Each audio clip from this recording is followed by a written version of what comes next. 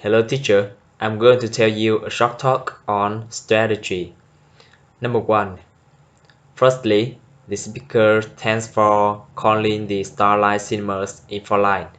Next, she said that she introduced that day they were showing the thrilling action drama Lost in the Storm, and they had shows that day at 1, 3, 5 and 7:30 p.m. Next, she said that on shows before 5 o'clock was half price, and cold drinks, hot popcorn, and other snacks were available for sale in the lobby. And finally, she reminded that didn't bring outside food into the theater. Number 2. Firstly, the speaker said that the president met that morning with his advisors, following a speech he made to representatives of the National Teachers Union. After that, he gave his weekly press conference, during which he outlined his plans for stimulating the economy. And finally, he leaves that evening for a tour of West Coast, where he would view areas damaged by the recent storms. Number 3. Firstly, the speaker was sorry about the number the audience had called was no longer in service. And next, she suggested hang up and check their telephone directory to make sure they had dialed the correct number, and if they need further assistance, she suggested call the operator, and she suggested call the other number if they would like to order a current telephone directory. And finally, she suggested they work Monday through Friday from 9 to 5. Number 4. Firstly, the speaker announced the museum would close in 15 minutes. Next, he suggested retrieve all bags and coats from the coat chest room then, and mm, he said they would reopen the following day morning at 9 a.m. And he suggested pick up a special exhibit schedule on their way out. And finally, he hoped they enjoyed their visits that day, and that they would return to see their exhibits again soon. Number 5. Firstly, the speaker said that they still had some tickets available for Saturday afternoon soccer game, and next, um, transportation on the company bus would be provided for those who wishes.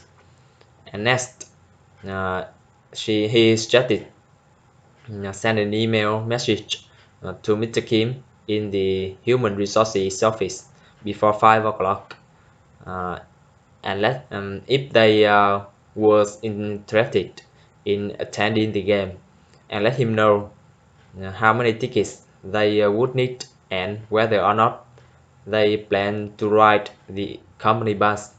And finally, he reminded that the tickets and bus ride were free.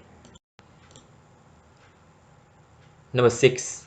Firstly, the speaker said that ordering by phone were easy for first-time customers, and it would save their money. Next, she said that after they had chosen the items they wished to purchase from their catalog, she suggested dial their toll-free number and press 1 for special first-time customer line, and a customer service representative would guide there through the ordering process. Finally, she reminded that uh, had their credit card handy when they called. Number 7. First, the speaker thankful thanks for attending that day's workshop. Next, he said that they were honored to head with their Professor Martina Toth, chairperson of the Political Science Department at National University, and Professor Toth, an expert in electoral politics and author of several books on the subject, would lead their would lead them in a discussion of the current political climate and the implications for the upcoming elections. Number 8. First, the speaker was thankful the audience for coming out that night. Next, he said that they had a wonderful program for them. Dr. James lecture on Italian art, which would be accompanied by a fascinating slideshow, would be preceded by a brief musical performance. Students from the City School of Music would perform a piece by Vivaldi, and finally, following the lecture, there would be a question and answer sessions. Number 9. Firstly, the speaker said that traffic on the harbor bridge were backed up that morning due to an accident. Next, he said that icy road conditions resulting from the night before snowstorm caused a bus to hit a truck. Next, the icy roads had affected traffic all over the area. Then the cars were moving slowly on most major routes into the city, and buses were running behind schedule.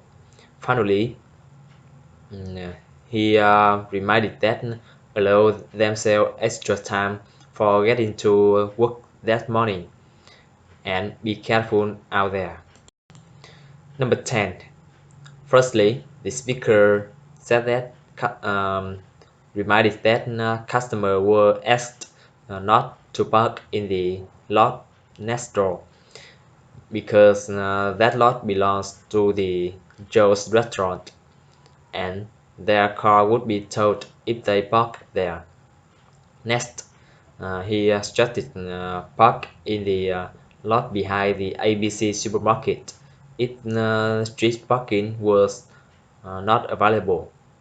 And finally, he said that leave the area by the front door free for delivery vehicles.